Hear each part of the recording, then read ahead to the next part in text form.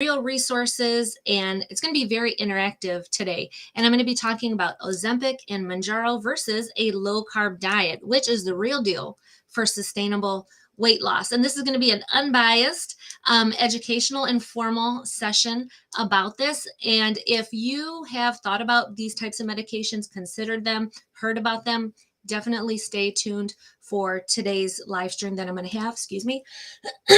My throat's been bothering me a little bit.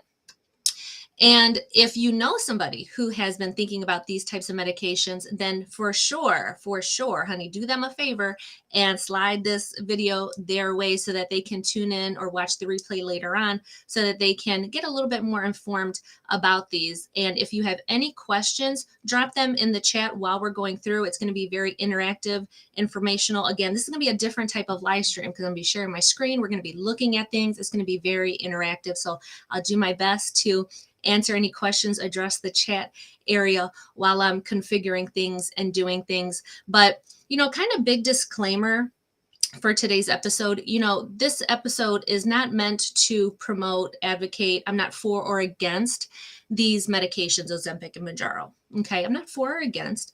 Today's episode is more meant to be informative and to educate you, share with you some things about these medications, the risks, the benefits, why they're being prescribed, why people are attracted to these medications, what they really do in your body for you, and some alternatives that you can have for that in case these medications are not something that you want, or if you're on the fence, what your options are in an unbiased, real way. Again, I'm not for or against these, and nor do I prescribe these medications. I'm just giving you some real information about them.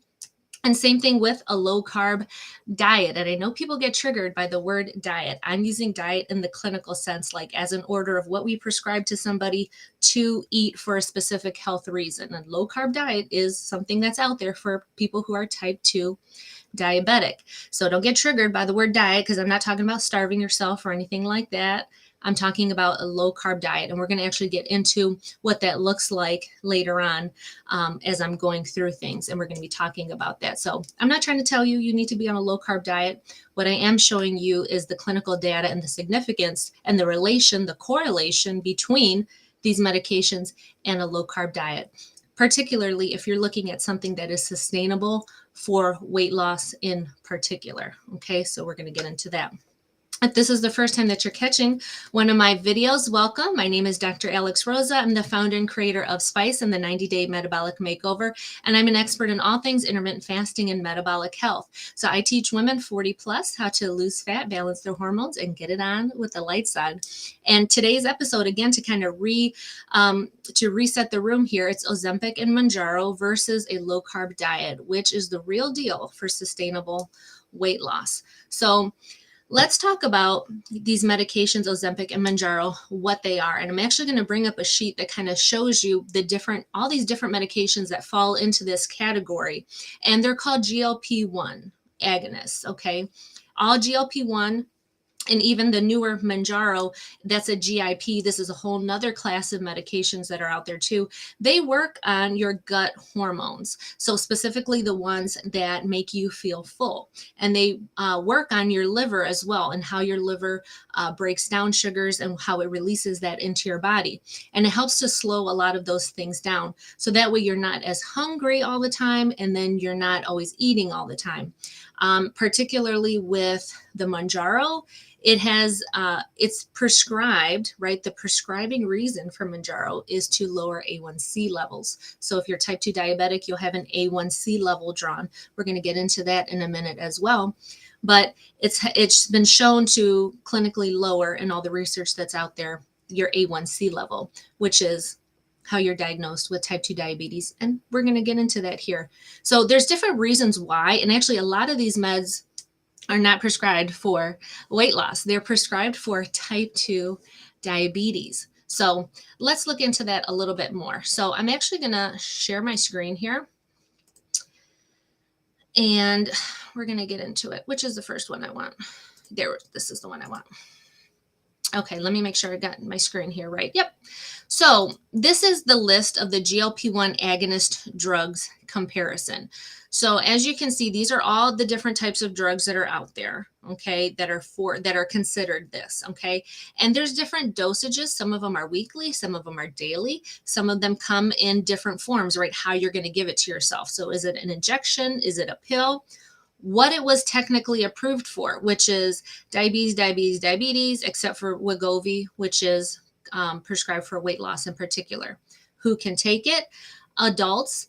And I was just watching a couple of videos with some different physicians, and they were talking about how they're now doing studies on, there's not enough studies, but they're starting to do studies now on children receiving these medications for weight loss and for all of this. And that's a whole nother video, whole nother show I could get into, but they're looking at approving these more and more for children now, which is just incredibly sad, in my opinion, incredibly sad. And then some benefits of these medications, we've got heart, kidneys, weight loss, heart, kidneys, weight loss, weight loss. So it seems as if these are, for type 2 diabetes and for weight loss, we see that connection already. Okay. So now let's go over to type 2 diabetes and Mounjaro. So this is a Mounjaro website, and this is where they're talking about A1C. So this is really why Mounjaro is lower A1C. And just a couple of weeks ago, I had a woman message me and say that her friend got some Mounjaro from Mexico, and she wanted to take it and wanted to know what I thought, if she should take it or not. And she has some history of some heart issues and other things. And so I could only give her so much information because, I didn't have everything on her, and that would be very irresponsible of me to dive too deep into that with her. But I mean, people are getting this medication from wherever. And again, this is why I'm making this video, to educate around this, because I know people are going to get what they want, and they're going to get it no matter what. Okay. So Mounjaro, it's for A1C, for people with type 2 diabetes. And so it goes on to show you that, 3 out of 4 people got under an A1C of 7%. So what the heck is 7%? We're going to get into that in a minute, into what the different A1C levels are. And the little, the little asterisk, the little star down here, the little fine print tells you that the studies were done with or without diabetes medications. So specifically, some of the ones that I looked at, people were taking metformin while they were on this. So metformin is another medication that a lot of people are prescribed for weight loss, for PCOS, for a lot of other things, insulin resistance. It's kind of like the intro. I call it like the gateway drug, honestly, because once you get on that one, they try to put you on everything after that. And metformin has a lot of nasty side effects. So this is why they're prescribing it. And, it's not, without risk. If you look at here at the safety warnings and stuff, it talks about thyroid cancer, pancreas inflammation, low blood sugar. It's lowering your A1C. It's lowering your blood sugar. Hence why we're giving it to type 2 diabetics, because people with type 2 diabetes have high blood sugar, serious allergic reactions, kidney problems, like with a lot of medications out there, they're nephrotoxic. They're, toxic to your kidneys. So, we're wanting to monitor lab work and watch your kidney function, your vision, your gallbladder. I mean, your pancreas is another one. So, these medications are not without risks. So let's go over to our A1C. So if you're a type 2 diabetic, you should know what your A1C level is, okay? But a lot of people, as part of routine lab work, a lot of doctors will order an A1C, but not a lot of people understand why it's getting run, and what the results are and what it means for them. And it can actually give you a lot of valuable information, okay, if we use it in context of a bigger picture. But A1C, very simply, is a snapshot of about 3 months of what your trending blood sugar, glucose levels are in your blood, in your body. Okay, so how people become diagnosed with type 2 diabetes, which is adult onset, it's a lifestyle-based disease. People get diagnosed with this when their A1C reaches greater than 6.4%. Okay, so if you're looking at your lab work, you want to be well under 5.7 and below. Okay, pre-diabetes is considered 5.7 to 6.4, and you're considered type 2 diabetic at 6.4 and above. And so again, this is just a percentage of blood sugar, that's in your blood, in your body. This is what this number is telling you. This percentage also will give you a picture of the blood sugar level, of your glucose level all the time. So kind of like the average of what your blood sugar is all the time. So if you were to like poke your finger or look at just your glucose level on your lab work, this is what it's been trending for the last 3 months or so. This is what this percentage equates out to. It's kind of an estimate. So if you're somebody with an A1C of 6.5%, your blood glucose, your average estimated glucose level is 140. So you're chilling at 140 pretty much all the time. That's what your blood sugar is. It's going to rise, it's going to fall, but for the most part, you're in the 140s. You go to 7%, you're in the 150s. Now, again, if we're looking at the green, right, and if we're looking at the non-diabetic area, the area that we want to be at, that less than 5.7, you should be under 117. You should ideally be under 100 as far as your glucose levels go. But again, that just depends on who's looking at them and what they're looking for and the bigger context picture, because a lot of things can influence your blood sugar levels and your A1C. So this is what your numbers are. And I mean, this goes up to 10%. And let me tell you, in the clinical setting, I've seen people with A1Cs of 15, 17, people who come in a coma, their blood sugar's too high, and we have to put them on an insulin drip to bring their blood sugars levels back down, because they are registering over 700 people's blood sugars are registering. And there's people living like this. That's the most scariest part. There's people living with their blood sugars at these levels. And the damage that it's doing to their bodies is just unreal, and going for years and years and years. That's why knowing this number and staying on top of it and having it drawn like every 6 months or at least every year is so important to kind of gauge your overall health and to catch things early, right? Before we get to the 6.4, 7s, 9s, we want to keep it down here and try to reverse things as much as possible before we get up to this diabetic range. And even if you are in these ranges, there's always room for improvement. Always, always, always. There's always things that we can do to reverse this. So that's a little bit about the A1C and the glucose levels. So what impacts the glucose levels in your body, and what can you do about it to bring those levels down? Well, we're going to look at a low glycemic index, a low glycemic diet. This is typically what nutritionists, dietitians will go over with people who are diagnosed with type 2 diabetes or newly diagnosed, and doing education around. And a low glycemic diet, though, is something that anybody can be on. I mean, the benefits are really great. So glycemic index is a ranking of carbs on a scale from 0 to 100. And this, they gauge it based on how much your blood sugar raises after eating a certain type of food. And so stuff that's on the lower GI range is going to break down slower. And this is what we want. Things that are in this high range, those are the things that dissolve instantaneously into your bloodstream and spike your blood sugar very quickly. So we want to try to aim for eating most of our foods in this low glycemic index area. And you can go online. There's so many different places to get different examples of foods and meals and recipes and all the things. But just knowing that low glycemic diet is out there, and what a glycemic index is very beneficial, because not a lot of people know that. So this is just a quick little thing that's a good visual representation of what you can look at when you're picking your meals and picking your foods, what to look at. So I'm going to stop sharing my screen for a moment, because I'm going to check and see if there's any comments here. But okay, I don't see any comments right now. So we're looking at the low carb, or the low glycemic index, right? Type 2 diabetes, or A1C, we're looking at all of that. So going back to the beginning of what I said about Ozempic and Mounjaro, those medications delay gastric emptying. They slow gastric emptying. So we just looked at the glycemic index, right? And we saw things that dissolve, right, instantaneously into your body and raise your blood sugar, spike your insulin very quickly. So there are foods, there are things that can mimic the delayed gastric emptying that these medications will give you. And that is what a low carb diet can do for you. A low glycemic index diet can do for you. These types of foods can mimic that.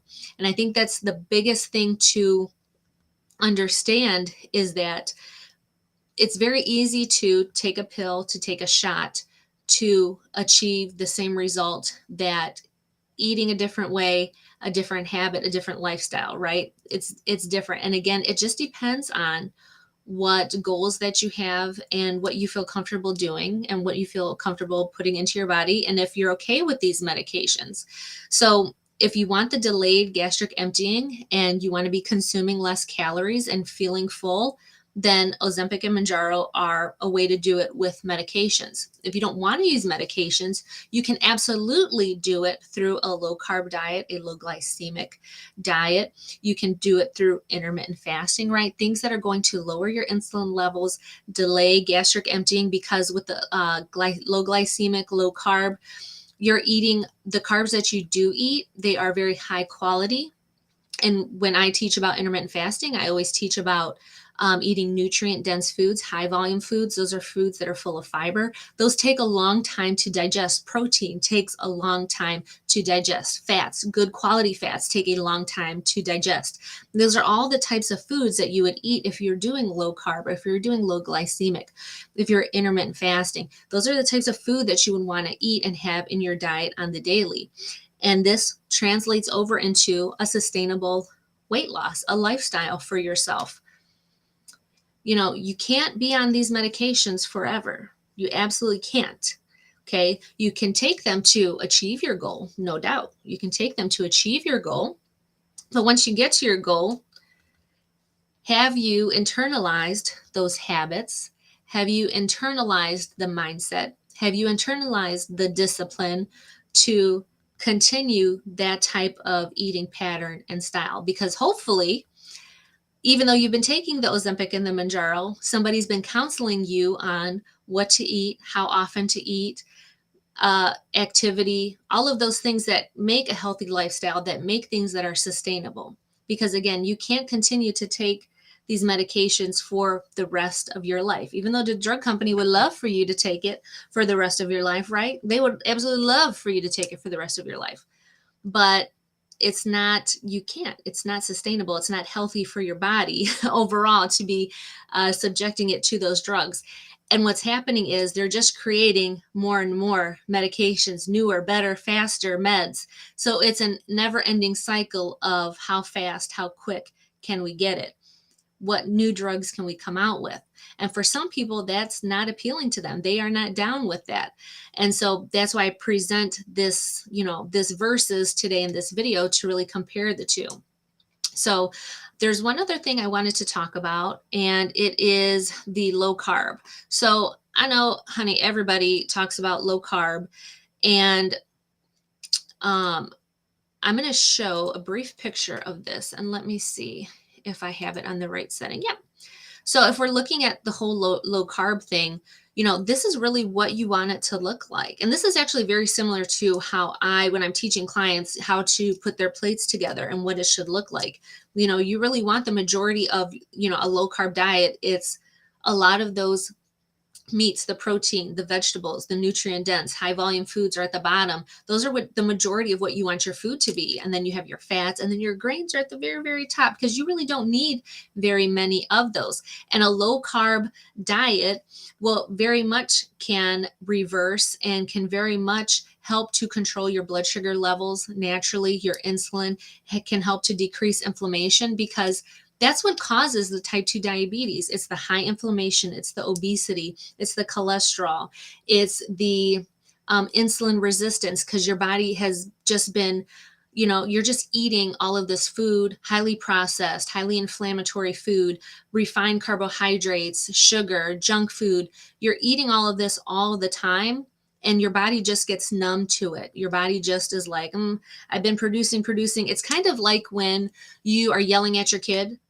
The first couple times you yell at them, they might listen, but after a while, they just kind of tune you out. And it's the same thing for you. You got a crying baby, you got a crying kid. At first, it's like, but then a little bit after that, you become just numb to it. It's kind of the same thing with like alarm fatigue and people in healthcare. Like at first, the alarms are overwhelming, but then after a while, you just tune them out. You become numb to them. You don't hear them anymore. I can attest to that. It for sure does happen. Alarm fatigue is very real. This is the same thing that happens to your body with your insulin and everything. Your body just becomes numb to it and it no longer works how it's supposed to. And that's why people end up on more and more doses of medications, of insulin, of pills, why they go from pills to insulin, why they have to go to different kinds of insulin, higher doses of insulin. Let's mix insulins. Let's give you a 24-hour insulin like Lantus, and then let's add on a sliding scale rapid to cover you throughout your meals. It's just this never-ending cycle instead of going in reverse and getting to the root cause of addressing the obesity, addressing the inflammation, addressing the diet, addressing the frequency of the meals, addressing the quality of food.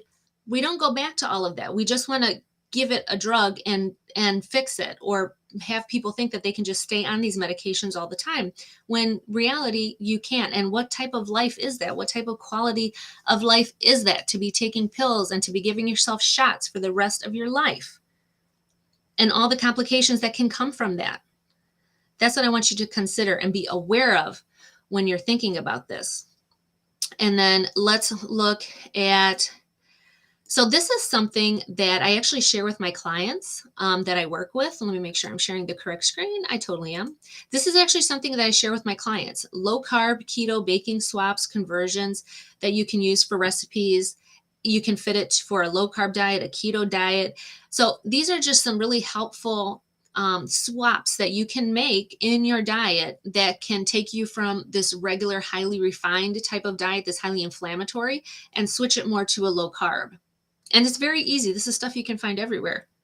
Almond flour, coconut flour, erythritol, using coconut oil, psyllium husk.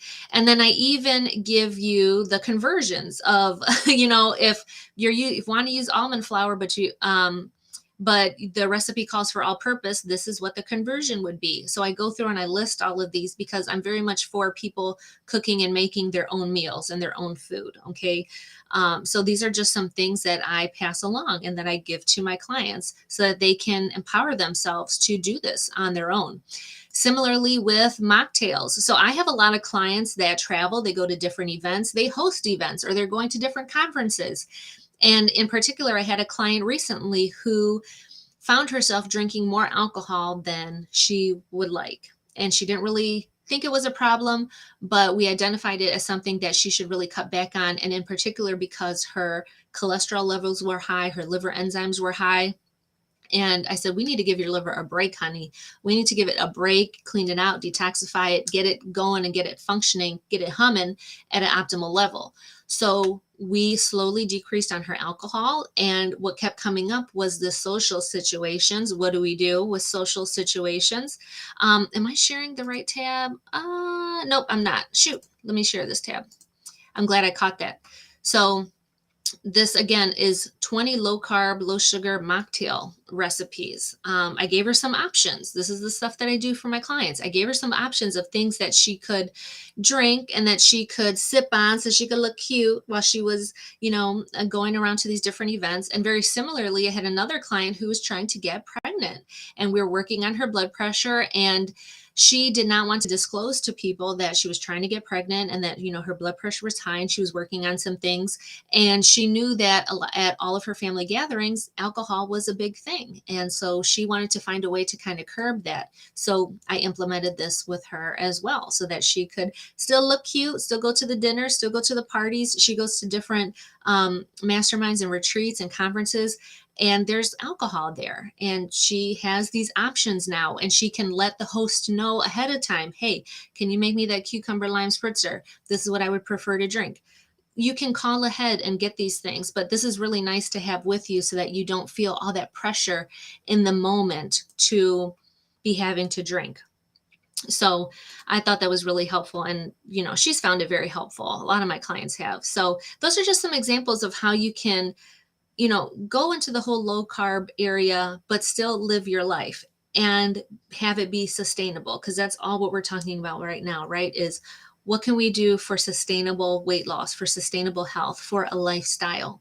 So those are just a few options. So again, let me know if you have any questions around what I shared today. I know I kind of covered a lot, but I did want to touch on this topic of Ozempic and Mounjaro versus a low carb diet. And honestly, the choice is up to you, right? I said I'm not for or against medications. It's what is best for you, what is going to help you get to your goals, and that you're informed and knowledgeable about it. And if you're working with a healthcare provider, questions that you can ask them about these medications. And even while you're on these medications, or if you decide to go the low carb route, things come up. Maybe sometimes things are not going how you think they should be going. And it's always helpful to work with a provider or work with an expert like me in that area so that we can be like, hey, this is what you're doing. This is what I see, how you can improve on that. I know that's one of my superpowers is kind of looking at what you're doing. And we just need to tweak that a little bit and making a little tweak here and there. And it just sets you off in the right direction a lot faster than if you were kind of trying to fool around and figure it out on your own. Okay. So that is my show today. And like I always say, for a balanced life, just add spice